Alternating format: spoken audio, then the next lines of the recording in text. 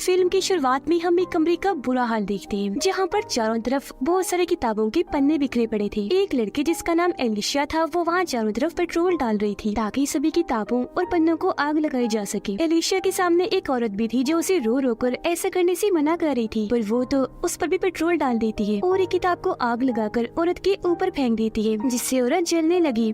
वो मारी जाती है। उसके साथ ही कमरे में भी आग लग जाती है और सारा ही कमरा जलने लगता है। यहाँ एक कंप्यूटर भी रखा था जो भी आग में जल रहा था, लेकिन वो अभी भी ऑन था और उस पर एक मैसेज लिखा हुआ था, she will be the one to die, यानी अब वो मरने वाली है। इसके बाद हमें 6 साल के बाद की कहानी दिखाई जाती है, जहाँ पर कहानी की मेन कैरेक्टर एक लड़की को देखते हैं जिसका नाम एंजेला था। वो और उसके कुछ दोस्त थे जो सब राइटर बन रहे थे और एक कॉलेज में साथ पढ़ा करते थे। ये सब लोग फिर अपने बुक क्लब की मीटिंग में आती है। ये यहाँ पर अपने अपने लिखे गए नॉवेल्स और किताबों के बारे में एक दूसरे को बताते हैं और ऐसे ही नई नई नॉवेल्स कहानियाँ पढ़ पढ़ के एक दूसरे के साथ उस पर बातें भी करते हैं। आज ये जिस किताब की बात कर रही थी वो ड्राउनी किताब थी, पर इसी बातचीत के दौरान एक लड़की सिबास और एंजेला के दोस्त की बहस हो जाती है, जिस वजह से एंजेला का दोस्त नाराज होकर वहाँ से चला जाता है। एंजेला उसके पीछे जाती है बात करने। उसका दोस्त कहता है कि सिबास मुझे बिल्कुल पसंद नहीं, तुम मेरी दोस्त हो इसलिए तुम भी उससे दोस्ती तोड़ दो। लेकिन एंजेला ऐसा करने से मना कर देती है कि तुम दोनों मेरे लिए बराबर हो, ये तुम्हारा आपस का मसला है, मैं नहीं कर सकती ऐसा। जिसके बाद रात को सिबास और एंजेला बातें करती हैं। वो उसे बताती है कि एक बात की वजह से मैं बहुत परेशान हूँ। मैंने 6 साल से एक भी किताब नहीं लिखी और अब मुझे ऐसा लगता है जैसे मैं कोई राइटर ही नहीं हूँ। जिस पर सिबास उसे तसल्ली देता है कि तुम फिक्र ना करो, अगर किताब लिखने में तुम्हें कोई भी मदद चाहिए तो मुझे बता देना,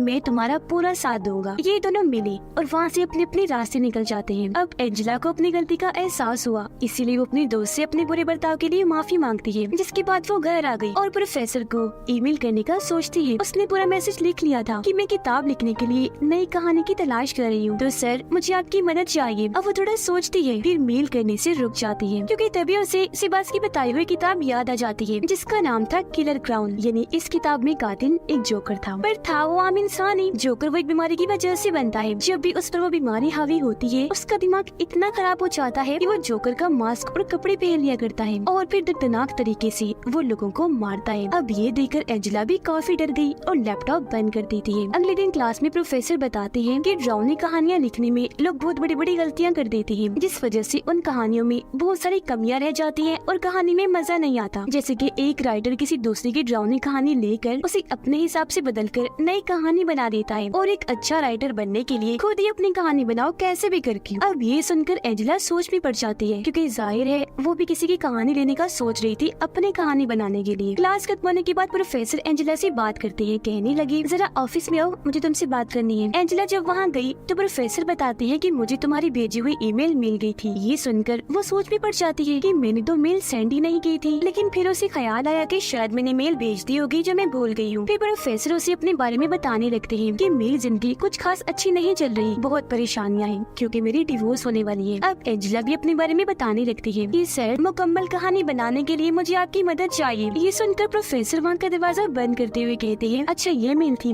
लेकिन मुझे तो कोई और ही मेल मिली थी। ये कहकर वो अजीब तरह से एंजेला के पास आया और उसके साथ बदतमीजी करने लगता है, जिस वजह से उसे इतना गुस्सा आ गया कि वो जोर से प्रोफेसर को टांग मारती है और कहती है जल्दी से दरवाजा खोलो, अगर तुमने ऐसा ना किया तो मैं चिल्लाने लग जाऊंगी। तब प्रोफेसर दरवाजा खोल तो देता है, लेकिन साथ में उसे धमकी भी देता है कि अगर तुमने इस बारे में किसी को कुछ बताया तो मैं तुम्हें बर्बाद कर दूंगा। लेकिन क्योंकि वो बहुत दुखी थी, उसे गुस्सा भी था, इसलिए वो इस बारे में अपने सब दोस्तों को बता देती है, पर प्रोफेसर के खिलाफ रिपोर्ट नहीं करती। लेकिन उसके दोस्तों को बहुत गुस्सा था। वो फैसला करते हैं कि इस चीज का बदला हम प्रोफेसर से लेकर ही रहेंगे ताकि आगे से वो ऐसी हरकत ना करे। इसलिए अब ये सारे दोस्त रात के वक्त जोकर का मास्क लगाते हैं और प्रोफेसर को सबक सिखाने चले जाते हैं। उस जगह गई जहाँ प्रोफेसर था और वो इनसे डरकर भाग ही रहा था कि तभी कोई और भी मास्क पहना अनजान आदमी वहाँ आ जाता है, जिसने हाथ में हथौड़ी पकड़ी हुई थी जिसकी तेज बारीक नोक थी। प्रोफेसर जब उसके पास गया तो वो हथौड़ी से उस पर हमला कर देता है। हथौड़ी प्रोफेसर के सर में लगी जिससे वो जख्मी हो गया, लेकिन जल्दी से अपनी जान बचाने के लिए ऊपर की तरफ भागा जहाँ पर एंजेला थी। प्रोफेसर को बहुत डर लग रहा था, इसलिए वो हड़बड़ी में वहाँ से भागने लगा, लेकिन अचानक उसका पैर फिसला और वो ऊपर से सीधा नीचे जाके गिरता है। नीचे नोक वाला खम्बा लगा हुआ था जिसके ऊपर प्रोफेसर गिरा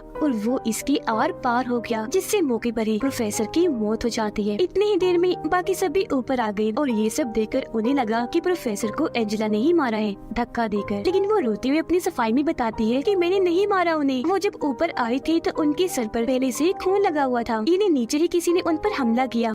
क्योंकि ये सब दोस्त थे इसलिए फैसला करते हैं कि जो हुआ सो हुआ, हम इस बारे में किसी को कुछ नहीं बताएंगे। पर एंजेला कहती है कि नहीं, पुलिस को बुला लेती है क्योंकि उन पर किसी ने हमला कर दिया था। जिस पर सारे लोग उसे समझाते हैं कि नहीं, ऐसी बहुत बड़ी मुसीबत खड़ी हो सकती है। जिसके बाद वो सारे अपने अपने जोकर के मास्क को जला देते हैं और वादा करते हैं कि बस इस राज को यहीं दफन कर दो, कोई किसी को कुछ नहीं बताएगा। जिसके बाद सबको यही लगने लगता है कि प्रोफेसर ने खुद अपनी जान ली थी। अब उन दोस्तों की जिंदगी में सब पहले जैसा नॉर्मल तो हो चुका था, लेकिन एंजेला प्रोफेसर की मौत का जिम्मेदार खुद को समझती थी, जिस वजह से वो हर वक्त परेशान रहने लगी थी। खैर अब कुछ दिन के बाद कोई इन सब के पास एक नॉवल का पहला चैप्टर भेजता है, जिस चैप्टर का नाम था डेथ ऑफ द प्रोफेसर, यानी प्रोफेसर की मौत। ये सुनकर सभी काफी हैरान और परेशान हो जाते हैं, लेकिन फिर एक दूसरे पर शक करने लगे कि ये सब कुछ हम में से ही कोई एक कर रहा है, क्योंकि जाहिर है प्रोफेसर की मौत की सच्चाई इन लोगों के अलावा और कोई नहीं जानता था। लेकिन फिर भी ये काफी डरे हुए थे। कुछ दिन के बाद सिबास एंजेला को बताता है कि उस नॉवल का दूसरा चैप्टर भी आ गया है। वो जब उसे पढ़ती है तो इस चैप्टर का नाम था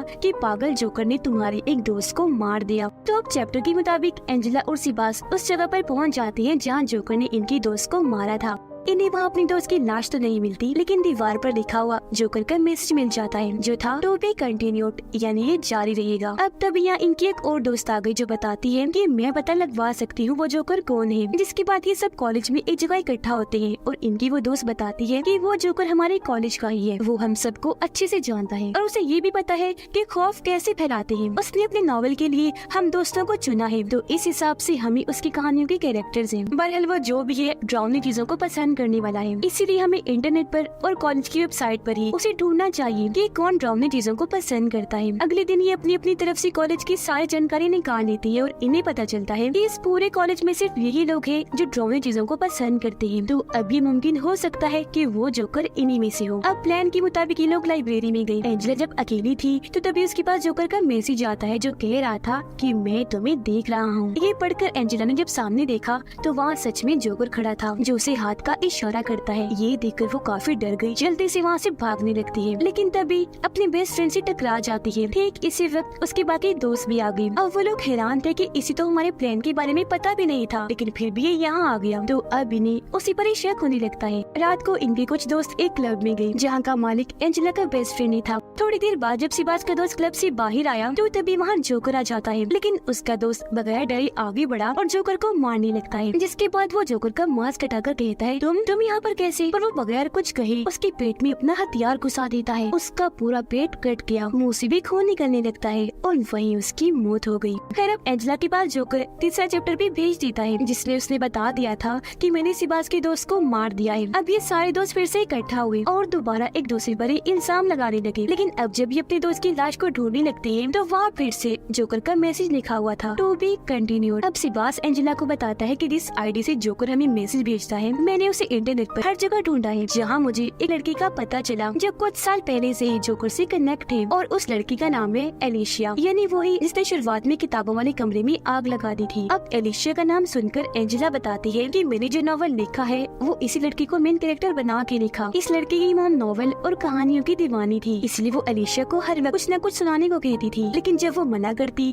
तो उसकी मॉम उसे खूब मारती थी। तो इसी वजह से तंग आकर एक दिन एलिशिया ने अपनी किताबों वाले कमरे को भी आग लगा दी, जिसके बाद उस पागल लड़की ने अपनी मॉम को जलाकर मार डाला। इन्हें जो शुरुआत में हुआ और वो औरत जो रो रही थी वो एलिशिया की मॉम थी। एंजेला बताती है कि मुझे ये कहानी काफी पसंद आई थी और क्योंकि मेरे पास लिखने के लिए कोई आइडिया नहीं था इसलिए मैंने अपनी किताब में एलिशिया की कहानी लिखी। वो कहानी लोगों को इतनी पसंद आई कि मेरी किताब बहुत मशहूर हो गई। मेरी ये कामयाबी देखकर एलिशिया को बहुत गुस्सा आया। उसने मुझसे राब्ता किया और कहा कि इस चीज का बदला मैं तुमसे लेकर रहूंगी। हालांकि मैंने उसे समझाया कि मत करो, माफी भी मांगी, लेकिन उसने कहा कि देखना एक दिन मैं ऐसी कहानी लिखूंगी जिससे तुम्हें बहुत तकलीफ होगी और मुझे सुकून मिलेगा। जो सुनकर सिबास कहते हैं अच्छा तो इसका मतलब कि एलिशिया ही जोकर है। जिस पर एंजेला कहती है पर उसकी तो मौत हो चुकी है, क्योंकि जब उसने अपनी मॉम को जलाकर मारा था तो बाद में उसने अपने आप को भी जलाकर मार लिया था। लेकिन इस सब की जिम्मेदार मैं हूँ, ये जो भी हो रहा है मेरी वजह से हो रहा है। ये सुनकर सिबास उसे गले से लगाकर तसल्ली देता है और यहाँ वो अपने दिल की बात भी बता देता है कि मैं तुमसे प्यार करता हूँ।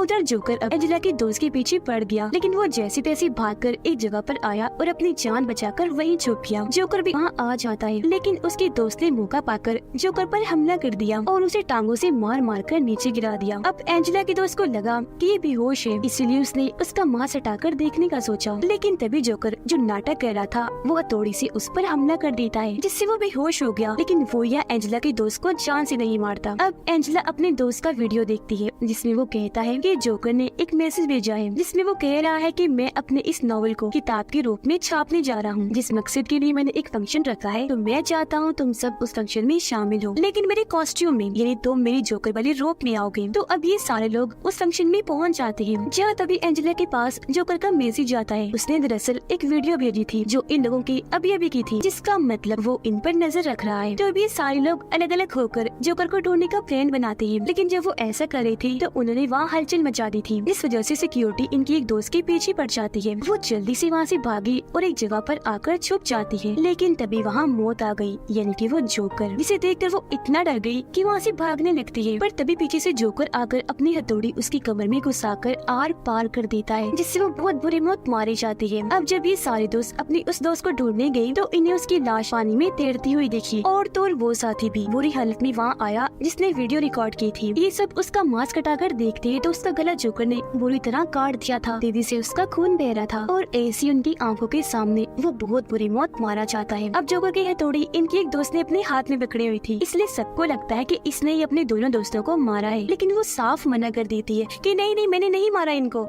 इस सारी सूरत हाल की वजह से एंजेला बेहोश हो जाती है, और जब उसे होश आई तो उसका बेस्ट फ्रेंड एंजेला को एक वीडियो दिखाता है जिसमें जोकर ने सिबास को पकड़ के बांधा हुआ था। अब एंजेला जब सिबास को बचाने उस जगह पर जाती है तो वो ये देखकर काफी हैरान रह जाती है कि ये लोग अपने जिस दोस्त पर शक कर रहे थे उसे भी बुरी तरह जख्मी कर दिया था। उसकी हालत मरने वाली थी, लेकिन वो एंजेला को बताती है कि मैं जोकर नहीं हूँ, जो बताकर उसकी मौत हो जाती है। तब उसके बाद एंजेला सिबास के पास जाकर उसे बचा लेती है। ठीक इसी वक्त यहाँ पर एंजेला का बेस्ट फ्रेंड भी आ गया, जो उसे बहुत हैरानकुन जानकारी देता है। कहने लगा कि असल में सिबास ही जोकर है, क्योंकि एंजेला ये सब कुछ वो इसलिए कर रहा है क्योंकि तुम्हारे लिए पागल है, तुम्हें पाना चाहता है। अब तभी सिबास अपनी जगह से उठा और अपनी हथौड़ी को उसके बेस्ट फ्रेंड के पेट में घुसाकर बुरी तरह उसे जख्मी कर देता है, जिसके बाद वो हथौड़ी दिखाकर एंजेला को भी डराने लगा और कहता है कि हाँ, मैं ही क्लोन वो जोकर हूँ, और ये भी सच है कि ये सब मैंने तुम्हें पाने के लिए किया, ये सब मैंने पूरे प्लान से किया। मैंने पहले सारी कहानी बनाई, फिर कैरेक्टर्स बनाए, और फिर एक एक करके जिसकी बारी थी उन सबको मार दिया, जिससे यहाँ हम समझ पाए कि वो असल में एक पागल राइटर है, जो अपने मकसद को पाने के लिए अपनी कहानी को ऐसे खतरनाक मोड़ देता है कि उसे हर हाल में वो पूरा करता भी है। ये सब बताते बताते वो एंजेला के काफी पास आ गया। तब मौका पाकर वो उसकी गर्दन में पेन घुसा देती है, जो आर पार होकर उसके मुंह में घुस गया। उसे तकलीफ होने लगी। तब मौका पाकर वो जल्दी से यहाँ से भागने लगती है, लेकिन तभी सामने एंजेला की एक और दोस्त आ जाती है, वो भी जोकर के कॉस्ट्यूम में, हाथ में उसने भी हथौड़ी पकड़ी हुई थी। वो कहती है मैं एलिशिया हूँ, जो मरी नहीं थी बल्कि बच गई थी, और मैंने ही सिबास के साथ मिलकर ये सारी कहानी लिखी थी और तुम्हारे सभी दोस्तों को एक एक करके मार दिया। मैंने ऐसा इसलिए किया क्योंकि मेरा प्लान था कि मैं ये साबित करूँ कि तुम्हें भी जोकर वाली वो बीमारी हो गई है, इसलिए तुमने अपने सभी दोस्तों को मार दिया। सारा इल्जाम तुम पर आ जाएगा, तुम फंस जाओगी, जिसके बाद तुम्हारी इस कहानी को किताब की सूरत देकर सिबास पब्लिश करेगा, इन्हें छापेगा और सभी लोगों को ये बहुत पसंद आएगी। बिल्कुल वैसे इसे तुम्हारी चुराई हुई मेरी कहानी हिट हुई थी और तुम मशहूर हो गई। और सिर्फ यही नहीं बल्कि मैं और सिबास इस पर एक फिल्म भी बनाएंगे